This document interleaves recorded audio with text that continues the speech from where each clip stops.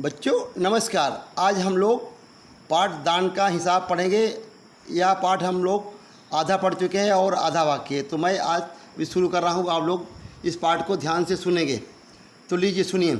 यह सुनकर वहाँ उपस्थित लोग हाँ हूँ कह रहे गए, मगर मन ही मन उन्होंने भी सोचा, राजा ने ठीक या नहीं किया। ज़रूरतमंदों की सहायता करना तो राजा का कर्तव्य है। 2 दिन बाद न जाने कहाँ से एक बूढ़ा सन्यासी राजसभा में आया। उसने राजा को आशीर्वाद देते हुए कहा, दाता कर्ण महाराज, बड़ी दूर से आपकी प्रसिद्धि सुनकर आया हूँ। सन्यासी की इच्छा भी पूरी कर दें। अपनी प्रशंसा सुनकर राजा बोला, जरा पता तो चले तुम्हें क्या चाहिए। यदि थोड़ा कम मांगो तो शायद मिल भी जाए।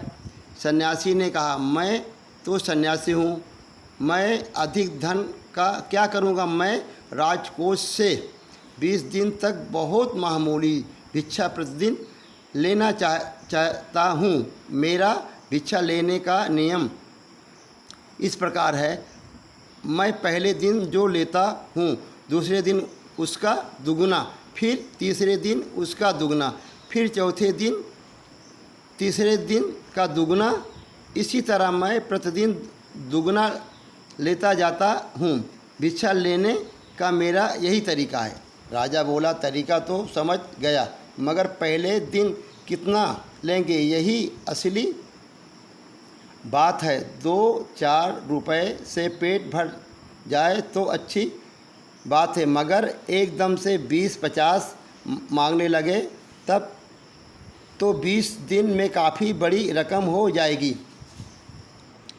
सन्यासी ने हंसते हुए कहा, महाराज मैं लोभी नहीं हूँ, आज मुझे 1 रुपया दीजिए, फिर 20 दिन तक दुगने करके देते रहने का हुक्म दे दीजिए।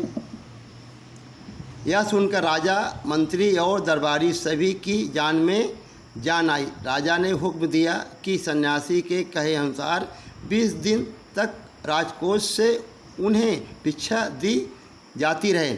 सन्यासी राजा की जय जयकार करते हुए घर लौट गए। राजा के आदेश के अनुसार राज दरबारी प्रतिदिन हिसाब करके सन्यासी को भिक्षा देने लगा। इस तरह 2 दिन बीते, 10 दिन बीते, 2 सप्ताह तक भिक्षा देने के बाद भंडारी ने हिसाब करके देखा कि दान में काफ़ी धन निकल जा रहा है। यह देखकर उन्हें उलझन महसूस होने लगी।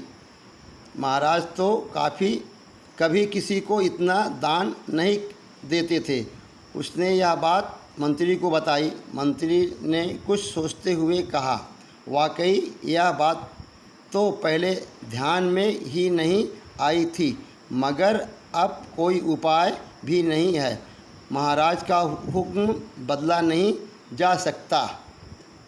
इसके बाद फिर कुछ दिन बीते। भंडारी फिर हड़बड़ाता हुआ मंत्री के पास पूरा हिसाब लेकर आ गया। हिसाब देखकर मंत्री का चेहरा फीका पड़ गया। वह अपना पसीना पोंछकर, सिर खुजलाकर, दाढ़ी में हाथ फेरते हुए बोला, यह बात क्या कह रहे हो। अभी तो इतना धन चला गया है, फिर 20 दिनों के अंत में कितने रुपए होंगे। भंडारी बोला, जी पूरा हिसाब तो नहीं किया। मंत्री ने कहा, तो तुरंत बैठकर अभी पूरा हिसाब कर लो। तो बच्चों मैंने इस पाठ को पूरा पढ़ा है। तो इसमें बच्चों कुछ कठिन शब्द हैं, आप लोग इसको ध्यान से देख लेंगे। पहला है उपस्थित, ज़रूरतमंदों, कर्तव्य, सन्यासी, आशीर्वाद, प्रसिद्धि, प्रशंसा, राजकोष, प्रतिदिन, दुगुना, भिक्षा, हंसते, दरबारी, प्रतिदिन, भंडारी, मंत्री, ध्यान।